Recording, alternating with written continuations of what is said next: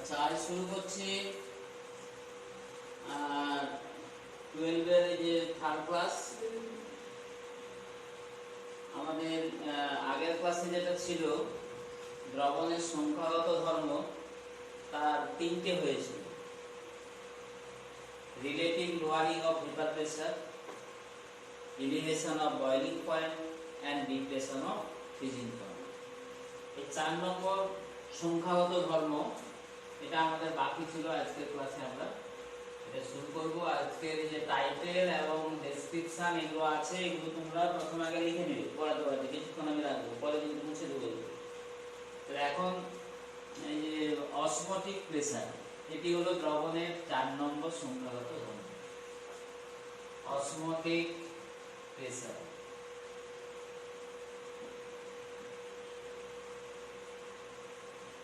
এই osmotic pressure মানে অভিস্রবণ চাপ পড়ানোর আগে আমাদের অভিস্রবণটা কি এটা কিন্তু একটু জেনে নিতে হবে। অসমোসিস, অভিস্রবণ, অসমোসিস।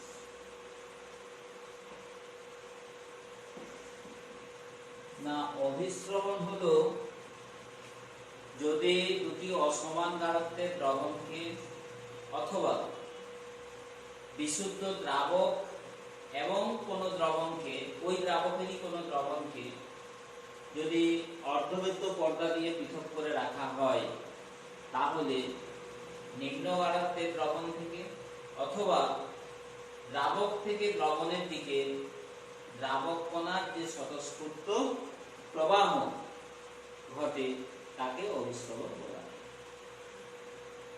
যেমন এই ধরে নাও একটা ইউটিউব,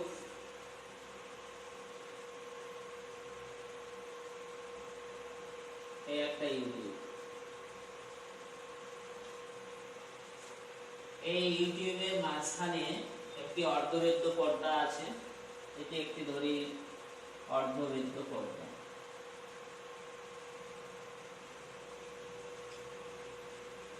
এবং এর বাম দিকের বাহুতে এই দিকটাতে আছে দ্রাবক, আর ডান দিকের বাহুতে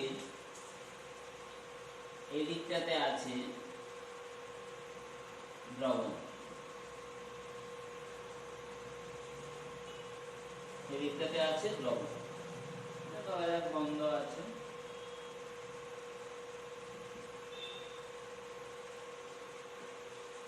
এটা হচ্ছে অভিস্রবণের আগের অবস্থা। এই অবস্থায় যদি কিছুক্ষণ রেখে দেওয়া হয়, তাহলে কিন্তু আমরা দেখব কিছুক্ষণ পরে এই দ্রাবকের কণাগুলো এই অর্ধবৃত্ত পর্দার মধ্য দিয়ে, এটা হলো অর্ধবৃত্ত পর্দা, এই অর্ধবৃত্ত পর্দার মধ্য দিয়ে দ্রবণের দিকে যেতে শুরু করে। ফলে কিছুক্ষণের মধ্যে আমরা কি দেখতে পাবো, মানে এটা নিচের দিকে নামবে আর দ্রবণের উপরিতলটা উপর দিকে উঠতে থাকবে। মানে অভিস্রবণের পরের অবস্থায় এটা চলে যাবে এখানে, আর এইটা নেমে গিয়ে এইখানে চলে যাবে। বোঝা গেল?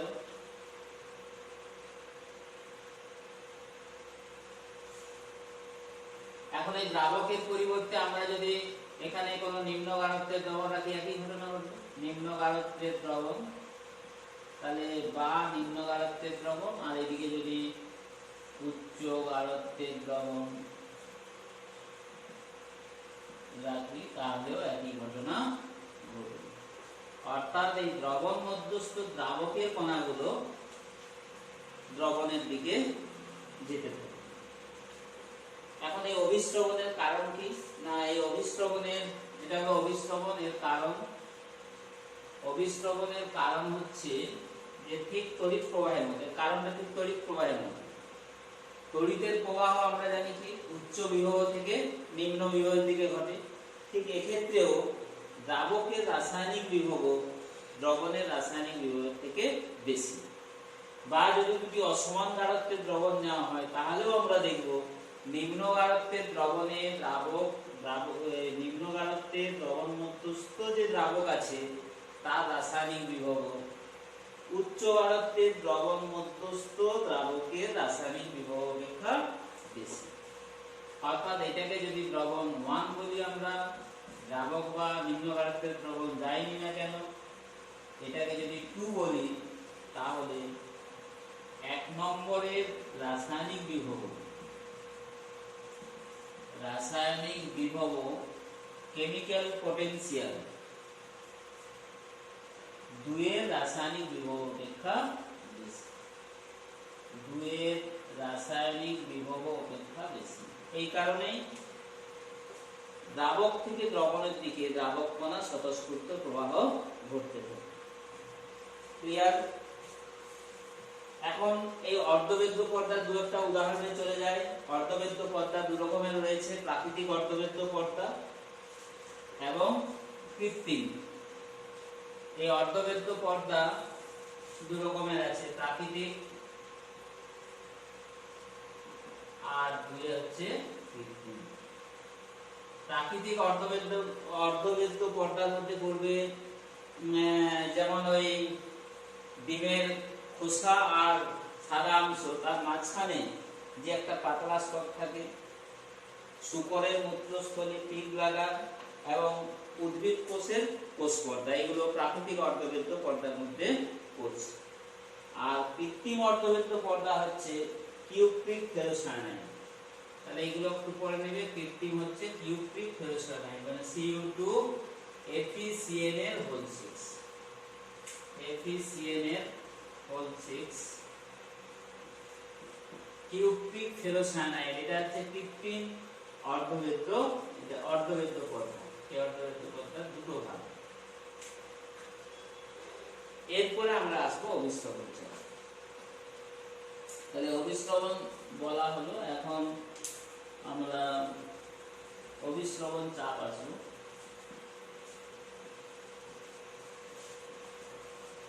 এটি হলো দ্রবণের 4 নম্বর সংখ্যাগত ধর্ম, অসমোটিক প্রেসার। দ্রবণের 4 নম্বর সংখ্যাগত ধর্ম।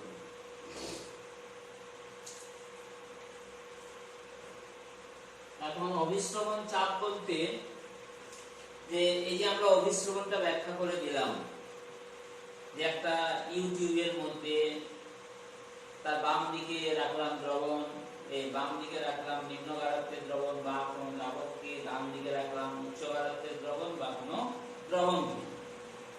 এখন কিছুক্ষণের মধ্যে আমরা কি দেখলাম, যে দ্রাবকের কণাগুলো বাম দিক থেকে ডান দিকে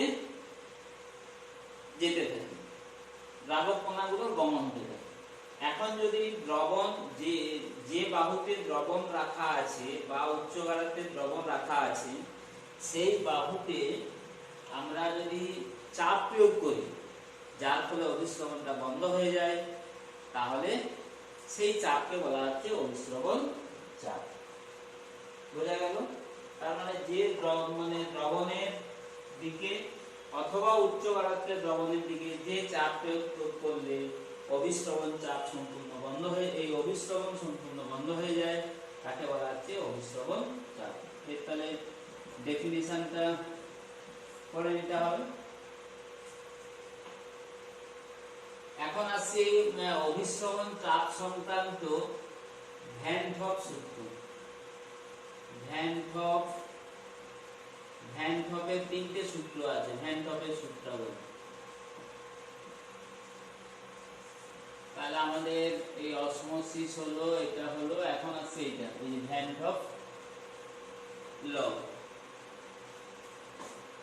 ভ্যান ড্রপের 3টে সূত্র আছে। প্রথম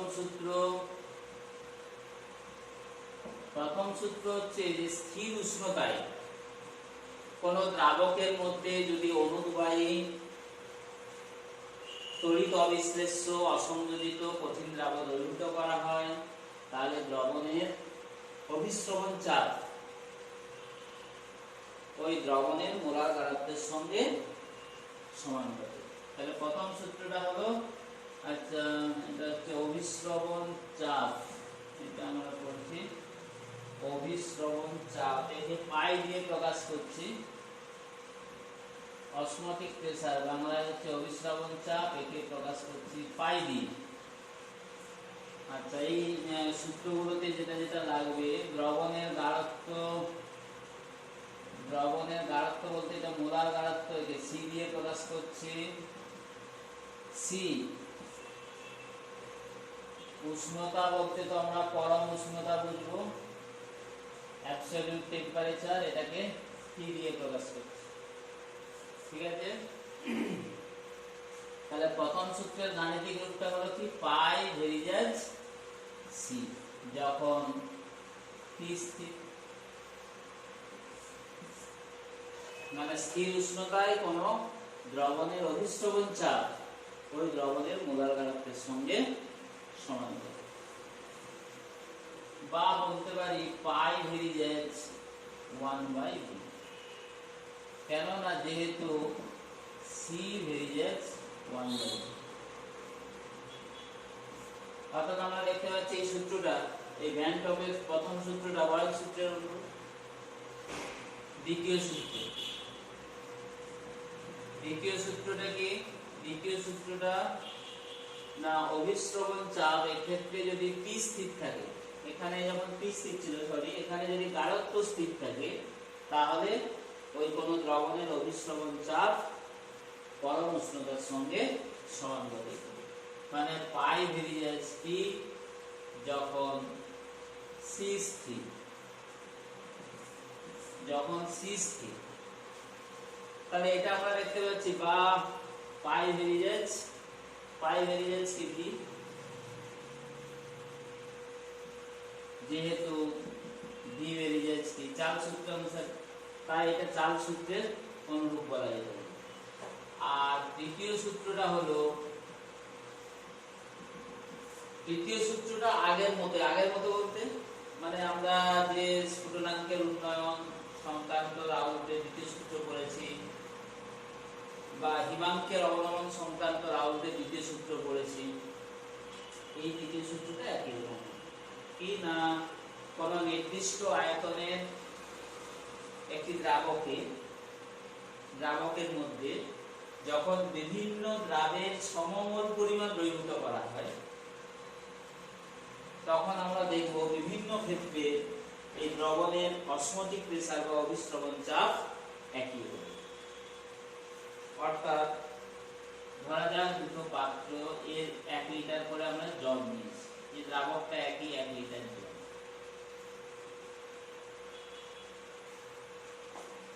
এর মধ্যে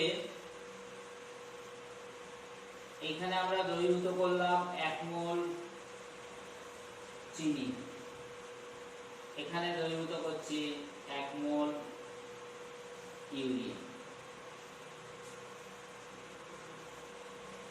ইউরিয়ার সঙ্গে CONH2 যার আণবিক ভর হচ্ছে 16, এটা 16, এর আণবিক ভর হচ্ছে 342।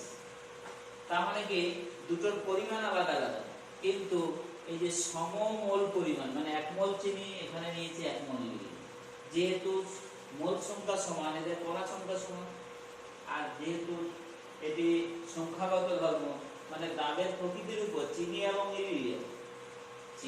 ইউরিয়া সম্পূর্ণ ভিন্ন ধর্মী দুটো পদার্থ, কিন্তু যেহেতু এদের কণা সংখ্যা একই, তাই উভয় ক্ষেত্রে আমরা যদি পরীক্ষার সাহায্যে এর অভিস্রবণ চাপ গণনা করি, তাহলে দেখব উভয় ক্ষেত্রে একই হয়েছে। অর্থাৎ এটি একটি অসমোটিক প্রেসার, এটি একটি সংখ্যাগত, মানে দ্রাবের প্রকৃতির উপর নির্ভর করে না। এই হলো আমাদের তিনটে সূত্র হলো।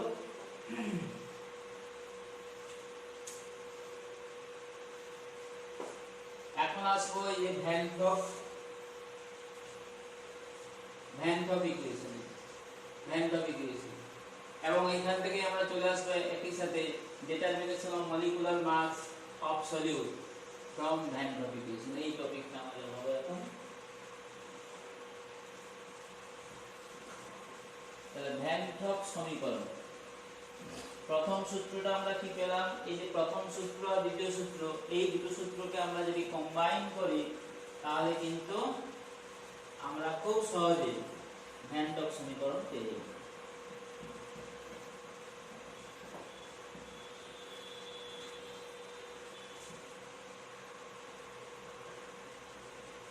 এগুলো আশা করি লেখা হয়ে গেছে, এগুলো আমি এখন মুছে দিচ্ছি।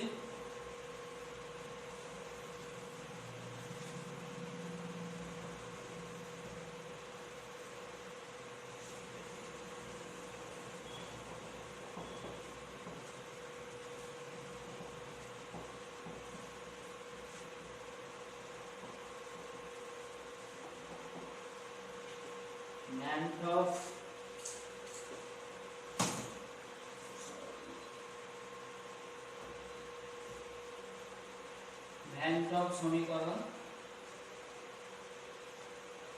ভ্যান টপের সমীকরণ। প্রথম সূত্র পেয়েছিলাম পাই ভেরিজেস সি, যখন টি স্থির। আর দ্বিতীয় সূত্র থেকে পেলাম কি পাই ভেরিজেস টি যখন সি স্থির। যখন সি এবং টি উভয়ই পরিবর্তিত হয়, যখন সি এবং টি উভয়ই পরিবর্তিত হয়, তখন আমরা লিখতে পারি, আমরা পাই ভেরিজেস সিটি যৌগিক ভেদের নিয়ম অনুসারে, বা পাই ইকুয়াল টু কে সিটি। কে কি একটি ধ্রুবক,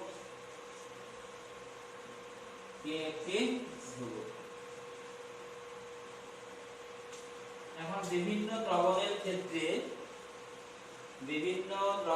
বিভিন্ন উষ্ণতায়, বিভিন্ন মোলাকারত্বের দ্রবণের ক্ষেত্রে যদি আমরা অভিস্রবণ চাপ গণনা করি, তাহলে প্রতি ক্ষেত্রে আমরা দেখব, গণনা করে যদি এই সমীকরণে বসাই, তাহলে দেখব কে এর মানটা 0.082 litre atmosphere mole inverse kelvin inverse এর সঙ্গে সমান হয়ে যাচ্ছে, যা সর্বজনীন গ্যাস ধ্রুবক আর এর মানের সঙ্গে সমান। তাই কে কে আর দ্বারা যদি রিপ্লেস করি, আমরা পেয়ে যাচ্ছি পাই ইকুয়াল টু সিআরটি। এটি হলো ভ্যান টপের সমীকরণ। ওকে, এই সমীকরণটিকে বলা হচ্ছে ভ্যান টপের সমীকরণ।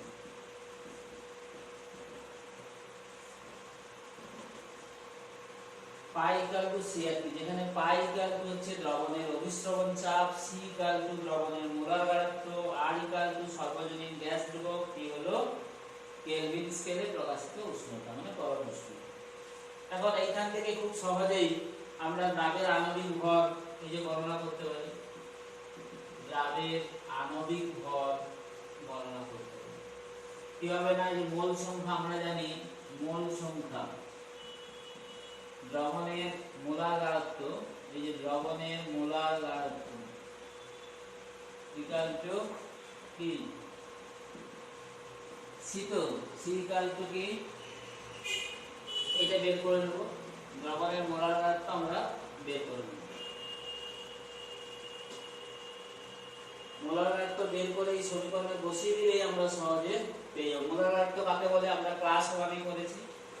এখানে যে সলিউশন কেমিস্ট্রি যে শুরু করেছি 12 এর, তার যে লেকচার 1 অর্থাৎ 1 নম্বর ক্লাসে মোলার গাঢ়ত্বের ডেফিনিশন আমরা বলে দিয়েছি।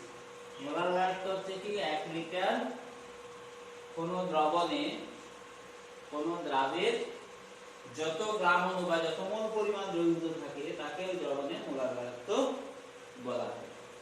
তাহলে 2 লিটার দ্রবণে যদি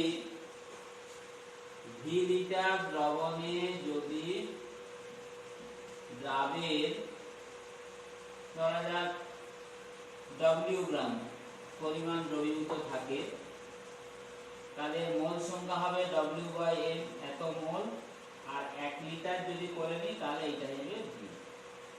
clear? W/m।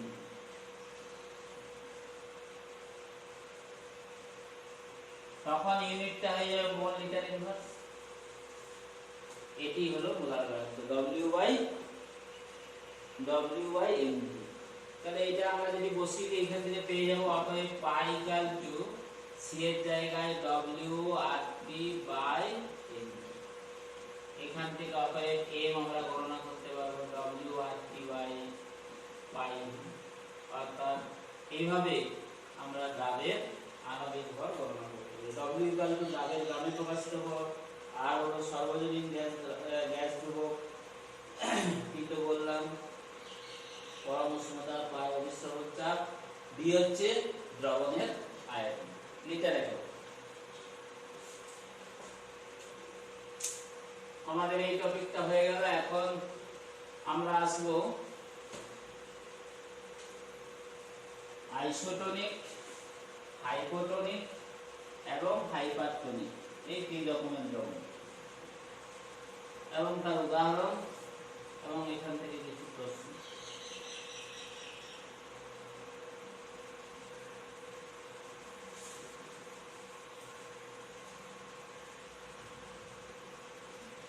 Isotonic, hypotonic and hypertonic solution. এটা আছে।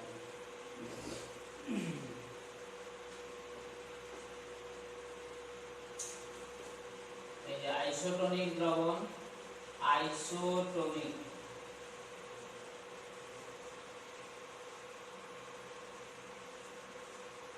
এক, দুয়ে করব হাইপোটোনিক, হাইপোটোনিক দ্রবণ এবং তিন হাইপারটোনিক। তিনে হচ্ছে হাইপারটোনিক দ্রবণ।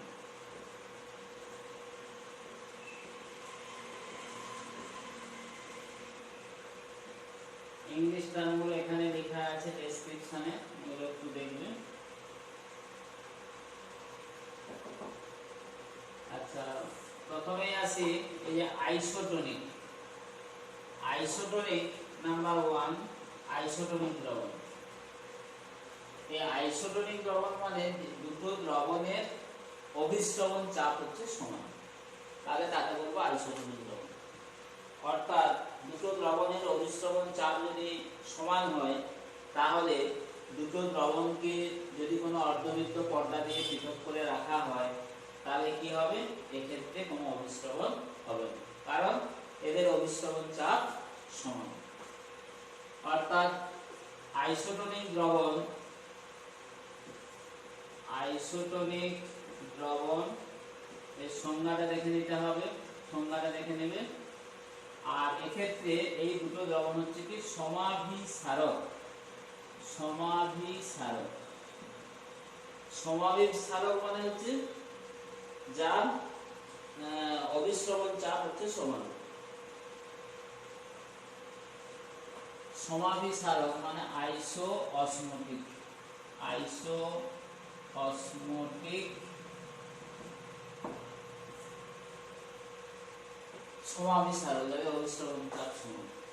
আচ্ছা, এক্ষেত্রে দুটো দ্রবণ যদি আমরা নিই, দ্রবণ 1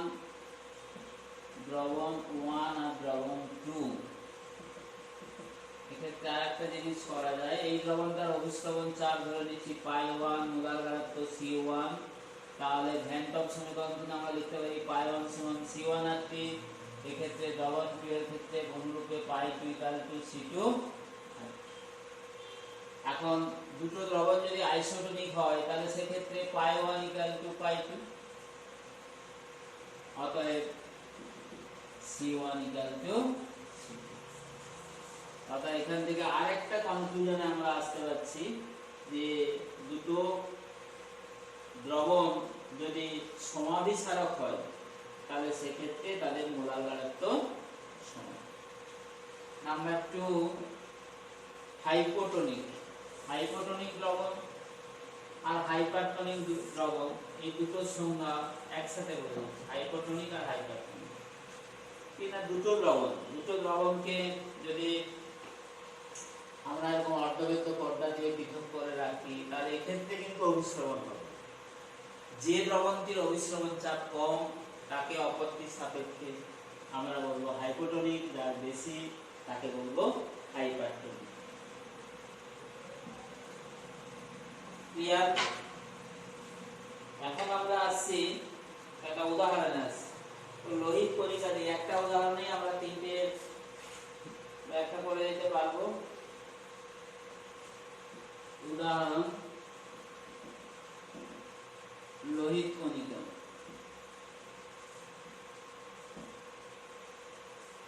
এখন লোহিত কণিকার এর মধ্যে যে কোষীয় তরলটা আছে, এর মধ্যে যে কোষীয় তরলটা আছে তার গাঢ়ত্ব প্রায় পয়েন্ট, এর মধ্যে যে কোষীয় তরল আছে, কোষীয় তরল তার গাঢ়ত্ব প্রায় 0.84%। ঠিক আছে? এখন এই লোহিত কণিকাকে যদি আমরা তিনটে পাত্রের মধ্যে, এখানে চিত্রটা হচ্ছে তিনটে পাত্র, 1 2 3, তিনটে পাত্র 1 2 3।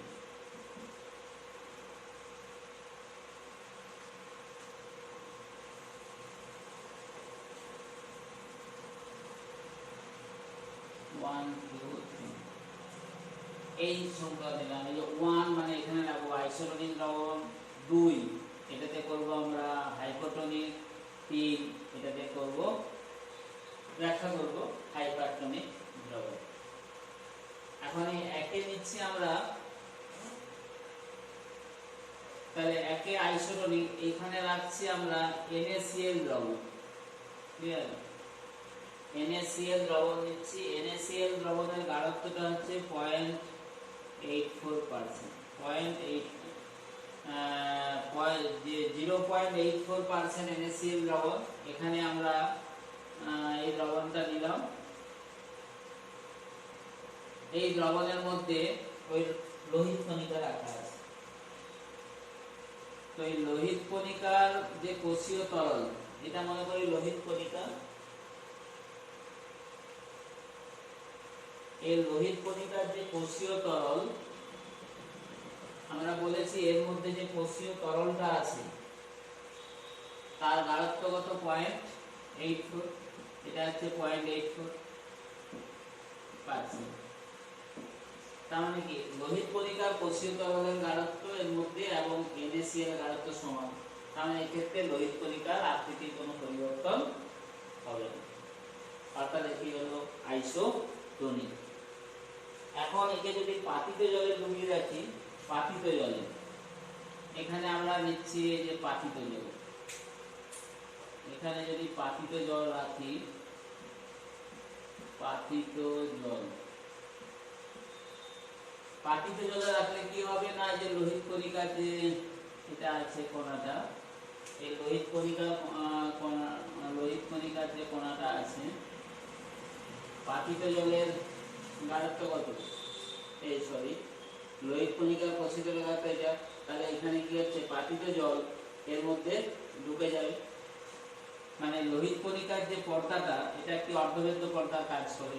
তার মানে এই পাতিত জলের কণাগুলো এর মধ্যে ঢুকে যাবে, অর্থাৎ এই ক্ষেত্রে অসমোসিস হবে এবং লোহিত কণিকা কোষগুলো কি হবে?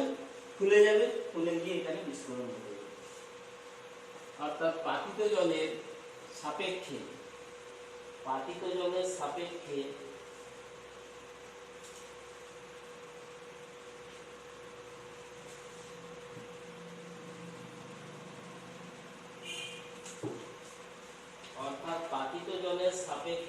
এটা ফেটে যাবে। এই ঘটনাটাকে বলা হচ্ছে হিমোলিসিস।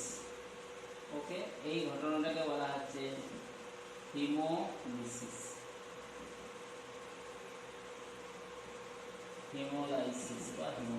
ঠিক আছে? এখানে কিন্তু এটা ফেটে যাবে, ফেটে যাবে। আচ্ছা, এরপর 3 নম্বরে আছে আমাদের হাইপারটনিক। মানে এখানে যদি সাধারণ লবণ জলের মধ্যে লোহিত কণিকার কণাটা ডুবিয়ে রাখা হয়, লোহিত কণিকা, এটা মনে করছি সাধারণ লবণ জল। তাহলে সাধারণ লবণ জলের গাঢ়ত্বটা কি বেশি? লবণ বলতে NaCl, গাঢ়ত্বটা বেশি। বেশি বলতে এই লোহিত কণিকার যে কোষীয় তরল আছে 0.84%, তার থেকে বেশি। তার মানে লোহিত কণিকার ভেতরে যে জলীয় অংশটা আছে এটা বাইরের দিকে চলে আসবে, অর্থাৎ এক্ষেত্রেও অভিস্রবণ ঘটবে, এই কণাগুলো বাইরে বেরিয়েছে। তার মানে এক্ষেত্রে লোহিত কণাগুলো কি হবে? সংকুচিত হয়ে যাবে। এটা হলো হাইপারটোনিকের উদাহরণ। এটা হচ্ছে হাইপারটোনিক নাম্বার 3। তাহলে এই তিনটে আমাদের হলো, এটা হচ্ছে হাইপারটোনিক। এই ঘটনাটাকে বলা হচ্ছে ক্রিনেশন। এটা একটা নতুন টার্ম পাবে, যেমন হিমোলাইসিস, এখানে হচ্ছে বললাম ক্রিনেশন। লোহিত কণিকার সংকুচিত হয়ে যাওয়ার ঘটনাকে ক্রিনেশন, এটা ফেটে যাওয়ার ঘটনাকে বলা হচ্ছে হিমোলাইসিস। আর এখানে যখন কিছুই হচ্ছে না, অভিস্রবণ হচ্ছে না, 0.84% NaCl দ্রবণ, এটাকে আমরা বলি saline water, normal saline, normal saline. আচ্ছা, এখানে আর একটা টপিক আছে বিপরীত অভিস্রবণ, তাহলেই আমাদের এই টপিকটা শেষ হয়ে যাবে। বিপরীত অভিস্রবণ, রিভার্স অসমোসিস, এটা আমরা এখন বলবো রিভার্স অসমোসিস। রিভার্স অসমোসিস মানে বিপরীত অভিস্রবণ। একটু আগে আমরা অভিস্রবণ করলাম, তাহলে বিপরীত অভিস্রবণে কি হবে না, যদি অভিস্রবণের বিপরীত ঘটনা ঘটে, অর্থাৎ দুটি অসমান গাঢ়ত্বের দ্রবণকে অথবা দ্রাবক এবং দ্রবণকে যদি অর্ধবেদ্য পর্দা দিয়ে আমরা পৃথক করে রাখি, তাহলে দ্রবণের দিকে যদি অভিস্রবণ চাপ অপেক্ষা বেশি চাপ প্রয়োগ করি, তাহলে কি হবে না, দ্রবণস্থিত দ্রাবক কণা তখন দ্রাবকের দিকে, অথবা উচ্চ গাঢ়ত্বের দ্রবণের মধ্যে যে দ্রাবক কণা আছে সেটা নিম্ন গাঢ়ত্বের দ্রবণের দিকে প্রবাহ হতে থাকে। তাই এই ঘটনাটাকে বলছি আমরা রিভার্স অসমোসিস বা বিপরীত অভিস্রবণ। এর ব্যবহারিক প্রয়োগ আছে, এটাকে কাজে লাগিয়ে আমরা সমুদ্রের লবণাক্ত জল থেকে লবণমুক্ত পানীয় জল তৈরি করতে পারি। একদিকে সাধারণ জল আর একদিকে সমুদ্রের লবণাক্ত জল যদি আমরা রেখে দিই অর্ধবেদ্য পর্দা দিয়ে পৃথক করে, এরপরে লবণাক্ত জলের দিকে যদি অভিস্রবণ চাপ অপেক্ষা বেশি চাপ প্রয়োগ করি, তাহলে সেক্ষেত্রে লবণযুক্ত জল থেকে জলীয় অংশটা সাধারণ জলের দিকে চলে আসে। এইভাবে আমরা পানীয় জল তৈরি করি। তাহলে বিপরীত অভিস্রবণটাও হলো। আর এই অসমোসিসের কিছু এমনি সাধারণ ঘটনা আছে, সেগুলো একটু বলে দিই, তাহলে এই টপিকটা হবে। যেমন একটি শুষ্ক কিশমিশ দানাকে অভিস্রবণের কয়েকটি উদাহরণ, অভিস্রবণের কয়েকটি উদাহরণ।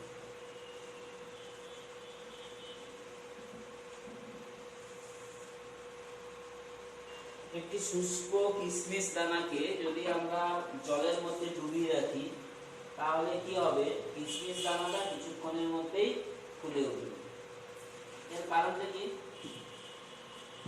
না, এর কারণটা হচ্ছে যে কিশমিশ দানার বাইরে যে পর্দাটা থাকে, মানে আস্তরণটা, এটা হচ্ছে অর্ধবেদ্য পর্দার কাজ করে। এর মধ্যে জলীয় অংশটাতে ঢুকে যাবে, দিয়ে কিশমিশটা ফুলতে শুরু করবে। আর একটা ভালো উদাহরণ বলি, দুটো ডিম, দুটো কাচের বিকার, এই দুটো কাচের বিকারের মধ্যে আমরা একটা ডিমকে ভিনিগারের মধ্যে কিছুক্ষণ ডুবিয়ে রেখে, ভিনিগার বলতে কি অ্যাসিডিক অ্যাসিড, অ্যাসিডিক অ্যাসিডের মধ্যে কিছুক্ষণ ডুবিয়ে রেখে ওর যদি বাইরের শক্ত খোসাটা ধীরে ধীরে ছাড়িয়ে দেওয়া হয়, তারপর ওই ডিমটাকে আমরা দুটো ডিম নিলাম, দুটোকে দুটো বিকারে রেখে দিই। দুটো দিয়ে দুটো বিকারে রেখে দেবো। এটা হচ্ছে আচ্ছা এখানে লাগছে, এটা হচ্ছে অসমোসিসের পূর্বাবস্থা, আর এটা হচ্ছে পরের অবস্থা।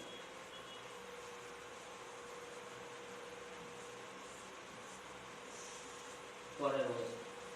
এরপরে ডিমটাকে যদি আমরা পাতিত জলে ডুবিয়ে রাখি, পাতিত জলে, আর এটা হচ্ছে লবণ জল। লবণ জল বলতে সোডিয়াম ক্লোরাইড, গাঢ় লবণ জল, লবণ বলতে NaCl। তাহলে ডুবিয়ে রাখি, তাহলে কিছুক্ষণের মধ্যে পরে আমরা এই চিত্রটাকে পাবো। একটা জায়গায় দেখছি ডিমটা সংকুচিত হয়ে যাচ্ছে, আর একটা জায়গায় দেখছি ডিমটা আয়তনে প্রায় দ্বিগুণ হয়ে গেছে। এটার কারণটা কি না, এখানে ডিমের মধ্যে যে জলীয় অংশ আছে তার গাঢ়ত্বটা বেশি পাতিত জলের তুলনায়। ফলে ডিমের বাইরে যে পাতলা সাদা আস্তরণটা আছে, ওটা অর্ধবৃত্ত পর্দার কাজ করে, ওর ভিতর দিয়ে পাতিত জলটা ভিতরে ঢুকে যাবে, ফলে ডিমটা ফুলে উঠছে। আর গাঢ় NaCl দ্রবণের গাঢ়ত্ব যেহেতু ডিমের ভিতরের অংশের থেকে জলীয় অংশের তুলনায় বেশি, তাই ডিমের জলীয় অংশটা বাইরে বেরিয়ে আসে, তাই এক্ষেত্রে সংকোচন ঘটে যাচ্ছে। এটা একটা ভালো উদাহরণ দেখো। অবিশ্রমণের আরো কয়েকটি উদাহরণ আছে, বলে দিই। যেমন ডাক্তাররা উচ্চ চাপযুক্ত রোগীদের কম নুন খেতে বলে, তার কারণটা কি না, তার কারণটা হচ্ছে আমাদের রক্তে Na+ ও Cl- থাকে। এখন যদি আবার অতিরিক্ত লবণ খাওয়া হয়, তাহলে অতিরিক্ত Na+ ও Cl- আমাদের রক্তে প্রবেশ করবে, অর্থাৎ দ্রবণে Na+ ও Cl- এর গাঢ়ত্ব বেড়ে যাবে।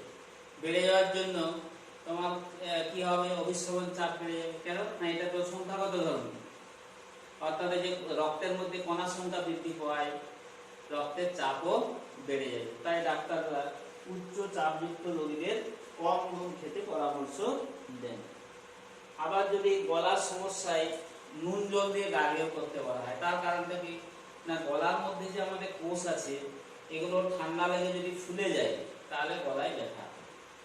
এখানে যদি গাঢ় নুন জল নিয়ে, উষ্ণ গরম ও গাঢ় নুন জল নিয়ে গার্গেল করা হয়, তাহলে কি হবে না, গার্গেল করলে তোমার গলার যে কোষগুলো স্থিত হয়ে আছে, ওর জলীয় অংশটা ওই বাইরে বেরিয়ে আসার ফলে খোলাটাও কমে যায়, আর উষ্ণ থাকার জন্য যন্ত্রণাটাও কম, ফলে আমাদের গলার উপশম হয়। এই জন্য নুন জল দিয়ে গার্গেল করতে বলা হয়। আচ্ছা, এখন আসছে তরলে গ্যাসের দ্রাব্যতা এবং প্রভাবকারী বিষয়সমূহ। তরলে গ্যাসের দ্রাব্যতা বলতে আমরা কি বুঝি না, নির্দিষ্ট উষ্ণতায় কোন তরল দ্রাবকে সর্বাধিক যে পরিমাণ গ্যাসীয় দ্রাবক দ্রবীভূত হয়ে সংযুক্ত দ্রবণ তৈরি করে, তাকে ওই উষ্ণতায় দ্রবণস্থিত ওই নির্দিষ্ট পরিমাণ দ্রাবের অর্থাৎ গ্যাসীয় দ্রাবের দ্রাব্যতা বলা হয়। সংখ্যাটা জাস্ট রিডিং করে নিলেই হবে। এই প্রভাবকারী বিষয়সমূহগুলো আমরা পড়ব। প্রভাবকারী বিষয়সমূহ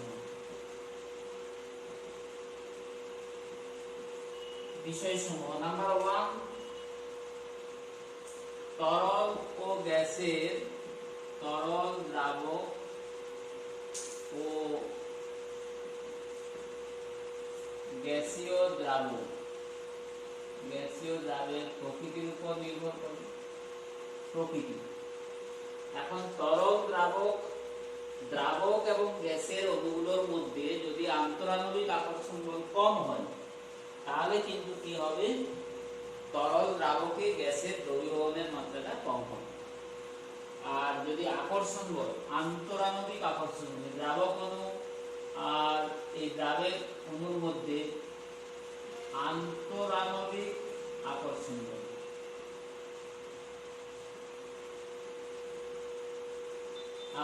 বল, এটা যদি কম হয়, কম হলে কি হবে, দ্রাব্যতা কম হবে। আর এই আকর্ষণ বল যদি বেশি হয়, তাহলে দ্রাব্যতা বেশি হবে। এখানে দ্রাব্যতা কম আর এখানে দ্রাব্যতা বেশি। 2 উষ্ণতার উপরে। উষ্ণতা বেশি হলে দ্রাব্যতা কম হবে। লাস্ট হাতে দিয়ে লিখে দিচ্ছি, কারণ তরলে গ্যাসের দ্রাব্যতা, তরলে কোনো গ্যাস দ্রবীভূত হলে প্রক্রিয়াটি হচ্ছে তাপমোচী প্রক্রিয়া এবং এদের মধ্যে সাম্যাবস্থার সৃষ্টি হয়। তাই লাস্ট এরিয়ার নীতি অনুসারে উষ্ণতা বৃদ্ধি করলে তরলে গ্যাসের দ্রাব্যতা হ্রাস পায়, উষ্ণতা হ্রাস করলে বৃদ্ধি পায়। মানে সম্পর্কটা কি ব্যস্তানুপাতিক সম্পর্ক। 3 হচ্ছে চাপ।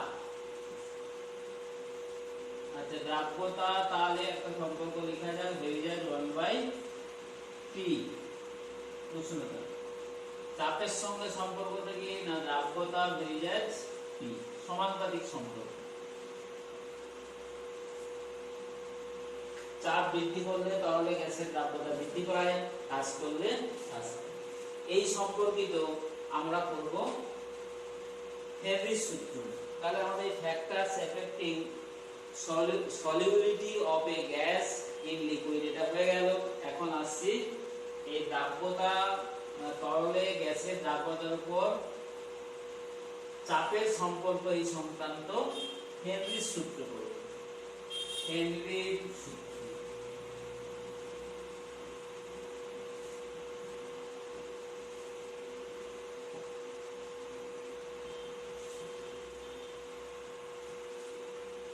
হেনরির সূত্র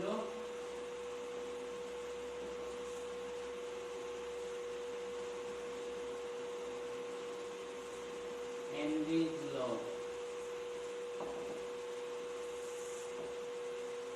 দেখো, হেনরির সূত্র হচ্ছে যে স্থির উষ্ণতায় কোন তরল দ্রাবকের মধ্যে কোন গ্যাসের দ্রাব্যতা ওই দ্রবণের সঙ্গে সাম্যাবস্থায় থাকাকালীন দ্রাবের চাপের সঙ্গে সমানুপাতিক।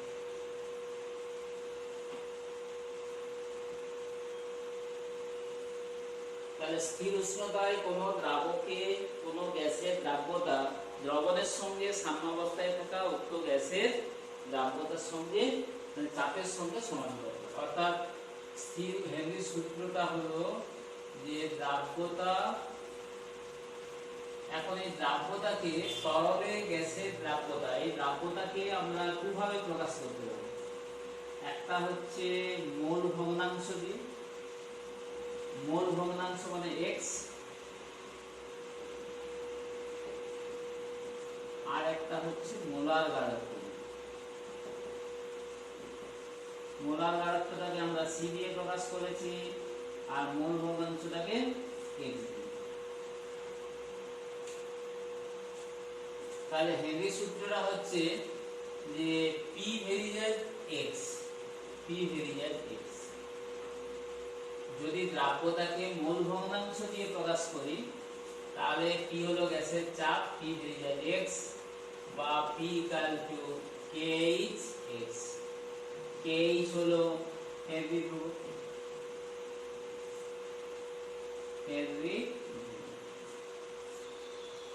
আর এটাকে যদি মোলার গাঢ়ত্ব দিয়ে প্রকাশ করি, মোলার গাঢ়ত্ব দিয়ে প্রকাশ করি এটা দিয়ে, তাহলে C ভেরিয়েজ P, C ভেরিয়েজ P বা C equal to KH into P। এই দুভাবে আমরা এটাকে প্রকাশ করতে পারি। এখন KH এর একক কি হবে, তাহলে KH এর একক KH ইকুয়াল টু আমরা পেয়ে যাচ্ছি, দেখো এখান থেকে P/x। x টা তো মোল ভগ্নাংশ, এর কোনো ইউনিট নেই, তাহলে এই ক্ষেত্রে এককটা হয়ে যাচ্ছে কি অ্যাটমসফিয়ার, P এর একক। এক্ষেত্রে কিন্তু হয়ে যাবে KH এর, যদি এইভাবে মোলার গাঢ়ত্ব দিয়ে প্রকাশ করি তাহলে KH এর ইউনিটটা হয়ে যাবে C/P। C মানে মোল লিটার ইনভার্স, যেহেতু মোলার গাঢ়ত্ব, আর এটা হচ্ছে ATM ইনভার্স। তাহলে KH এর এককটা কিন্তু দুই রকমের হয়ে যাচ্ছে, দুভাবে যেহেতু হেনরির সূত্রটাকে আমরা প্রকাশ করতে পারি। তাহলে হেনরির সূত্রটা হলো স্থির উষ্ণতায় কোন তরল দ্রাবকের মধ্যে, স্থির উষ্ণতায় কোন তরল দ্রাবকের মধ্যে গ্যাসীয় দ্রাবের দ্রবণে, অবশ্যই দ্রবণের সঙ্গে সাম্যাবস্থায় থাকাকালীন চাপের সঙ্গে সমানুপাতিক। তরল দ্রাবকে গ্যাসের দ্রাব্যতা ওই দ্রবণের সঙ্গে সাম্যাবস্থায় থাকাকালীন গ্যাসের চাপের সঙ্গে সমানুপাতিক। এখন এই দ্রাব্যতাকে মোল ভগ্নাংশ দিয়ে যদি প্রকাশ করি তাহলে পি ভেরি যায় এক্স, আর এটাকে যদি মোলার ঘাত দিয়ে প্রকাশ করি তাহলে যে সি ভেরি যায় পি। এইভাবে হেনরির সূত্রকে আমরা দুভাবে প্রকাশ করতে পারি। এখন হেনরির সূত্রের প্রযোজ্যতা বলতে কোনো তরল দ্রাবকের মধ্যে গ্যাস যদি দ্রবীভূত গ্যাসটি যদি বিয়োজিত বা সংযোজিত হয়ে যায় তাহলে এটা যেমন প্রযোজ্য হয় না। 2 নম্বর হচ্ছে যদি তরলের সঙ্গে গ্যাসের বিক্রিয়া হয়ে যায় তাহলেও প্রযোজ্য হবে না। আর 3 নম্বর হচ্ছে গ্যাসের চাপ যদি খুব বেশি এবং উষ্ণতা যদি খুব কম হয়ে যায় তাহলেও কিন্তু হেনরির সূত্রটি প্রযোজ্য হবে। এখন এই হেনরির সূত্র সম্পর্কিত কয়েকটি ঘটনা আছে। যেমন 1 নম্বর, এই যে সোডা ওয়াটার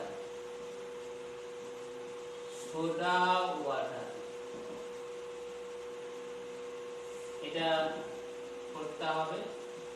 সোডা ওয়াটার বোতলের ছিপি খুললে প্রচুর পরিমাণে বুদবুদ বেরোয়। এই কারণটা কি না, সোডা ওয়াটারের মধ্যে কি থাকে, উচ্চ চাপে জলের মধ্যে, কোন একটি বোতলে উচ্চ চাপে জলের মধ্যে CO2 দ্রবীভূত করা যায়।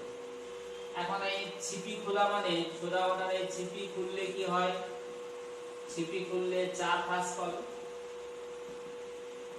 হ্রাস পাবে, মানে হেনরির সূত্র অনুসারে এখানে দ্রবীভূত CO2 এর দ্রাব্যতা কমে যাবে, তাই CO2 বুদবুদ আকারে বেরোবে। আর একটা ঘটনা এই ডুবুরিদের ক্ষেত্রে,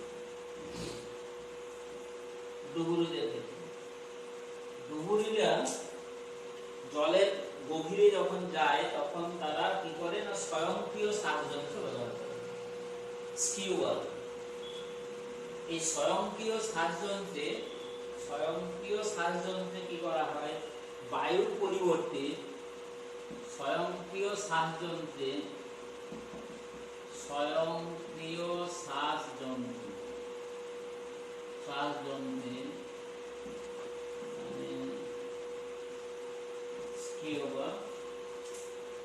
এখানে বায়ুর পরিবর্তে আমরা বায়ুর করতে নেওয়া হয় 20% O2 আর 80% হিলিয়াম।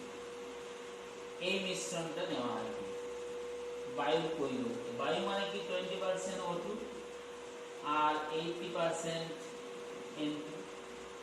এইটা না নিয়ে এটা নেওয়া হয়, এটা অনেক সময় শর্ট কোশ্চেন আসে না। এখানে ডুবুরিরা যখন জলের গভীরে যায়, জলের গভীরে কি হয়, জলের গভীরে চাপ খুব বেশি থাকে, ফলে ওই অতিরিক্ত চাপে রক্তের মধ্যে সহজেই এই বায়ুর অক্সিজেন এবং নাইট্রোজেন দ্রবীভূত হয়ে যায়। এরপর ডুবুরি যখন হঠাৎ জলের উপরে আসে, চাপ হ্রাস পাওয়ার ফলে তখন কি হয়, এই যে নাইট্রোজেন গ্যাস সহজে বেরোতে পারে না, কারণ অতিরিক্ত চাপে নাইট্রোজেন কি রক্তের মধ্যে সহজেই দ্রবীভূত হয়ে গেছে, দ্রাব্যতা অনেক বেশি। জলের গভীরে প্রবেশ করেছে যখন, তখন নাইট্রোজেন রক্তের মধ্যে দ্রবীভূত অবস্থায় আছে।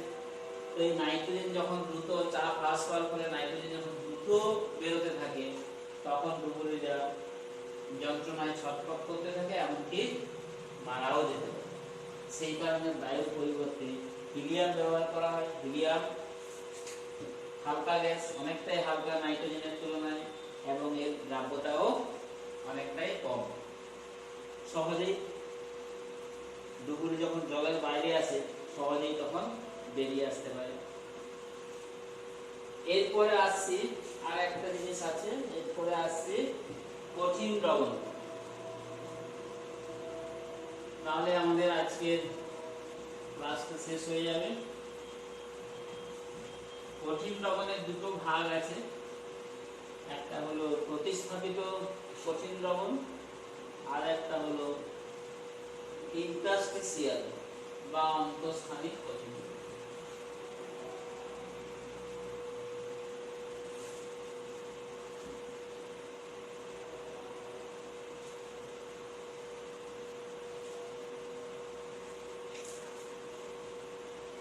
কঠিন দ্রবণ।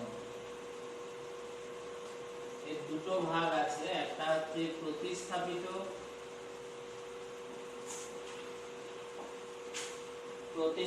কঠিন দ্রবণ,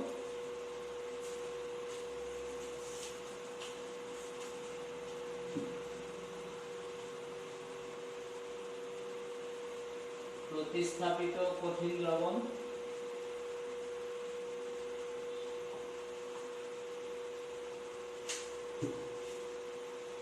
সাবস্টিটিউশনাল সলিউশন, আর দুই হলো অন্তঃস্থানিক বা ইন্টারস্টিসিয়াল অন্তঃস্থানিক কঠিন দ্রবণ। এই কঠিন দ্রবণ মূলত ধাতু সংকরগুলোর ক্ষেত্রে প্রযোজ্য।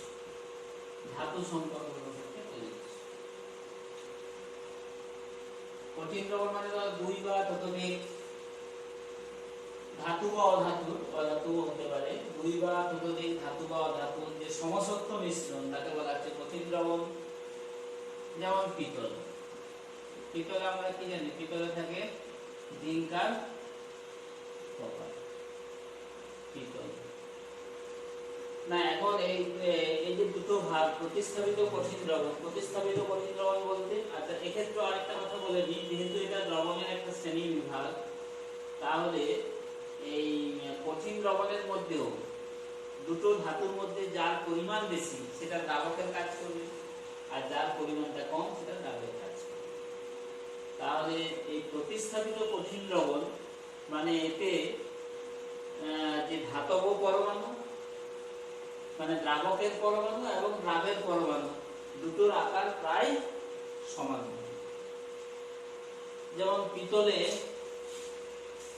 কপারের পরিমাণটা বেশি, জিঙ্কের পরিমাণটা কম।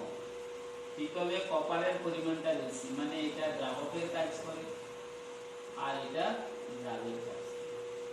এখন এই দুটোর এই দ্রাবক এবং দ্রাবের আকার যদি সমান হয় তাহলে সেটা প্রতিস্থাপিত কঠিন দ্রবণ। আর অন্তঃস্থানিক কোনটা না, অন্তঃস্থানিক হচ্ছে দ্রাবকের আকার অপেক্ষা দ্রাবের কণাগুলো আকার যদি খুব ছোট হয়, যেমন হচ্ছে টাংস্টেন কার্বাইড, আয়রন কার্বন ধাতু সংকর স্টিল ইত্যাদি। এর উদাহরণ যেমন এই যে বললাম পিতল, এটার উদাহরণ পিতল, এটার উদাহরণ যেমন টাংস্টেন কার্বাইড বা স্টিল বললাম, স্টিল, টাংস্টেন কার্বাইড ইত্যাদি। Tungsten carbide WC। তাহলে কি, যখন দ্রাবক কণার তুলনায় দ্রাবের কণাগুলো আকারে অত্যন্ত ক্ষুদ্র হয়। স্টিল বলতে আয়রনের মধ্যে যখন কার্বন, আয়রন, ক্রোমিয়াম আর কার্বন, এটা হলো স্টিল। তাহলে আজকের ক্লাসটা এখানেই থাকলো, এখানেই আমরা শেষ করলাম। তোমাদের ক্লাস 12 আজকে তোমাদের জুম মিট আছে 5:30 থেকে। তোমরা এই লেকচার 1 এবং লেকচার 2 এই দুটো ক্লাসের উপরে আজকে ডিসকাশন হবে। তোমরা এগুলো ভালো করে ক্লাস 1 এবং ক্লাস 2 এই জুম মিটিংয়ে আসার আগে ভালো করে তৈরি হয়ে এখানে এসো। ওকে।